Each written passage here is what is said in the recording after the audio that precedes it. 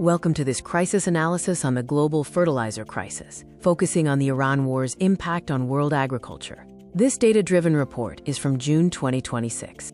Our video covers three main parts. First, the crisis overview, focusing on the Strait of Hormuz disruption and the resulting price shock. Second, we look at the country-by-country impact on major importers. Finally, we discuss global responses and the way forward, including policy responses and long-term solutions. We begin with Part 01, the crisis overview. This section details the Strait of Hormuz disruption and the global price shock in the fertilizer market. The Strait of Hormuz is a global fertilizer choke point. The US-Iran war has disrupted the strait, through which 30% of global fertilizer trade passes. Tanker traffic is down by 75%, and insurance premiums are up 50%. This crisis is preventing about 1.3 million tons of fertilizers from transiting each month. The disruption has caused a severe price shock across all fertilizer categories since February 28, 2026. Global urea futures surged by 49%, and anhydrous ammonia prices are up 36%. The WFP estimates that an additional 45 million people could face acute hunger due to the crisis. Moving to Part 02, major importers and country impact.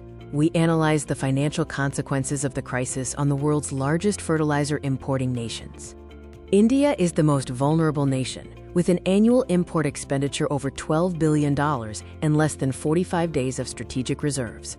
India is heavily reliant on imports for potash, DAP, and urea. They have implemented coping measures, such as negotiating alternative routes and arranging long-term supplies. Brazil, a soybean giant, is also at risk due to its nearly 90% fertilizer import dependence.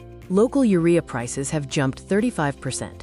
Farmers are shifting to less fertilizer-intensive crops, and the government is seeking alternative suppliers, despite warnings of compromised crop productivity. In the United States, farmers face squeezed margins, with fertilizer costs up 40%. The U.S. imports 95% of its potash. The government provided $12 billion in aid and eased restrictions on some producers. Farmers are switching to less nitrogen-intensive crops, expecting corn and wheat acreage to fall by 3%.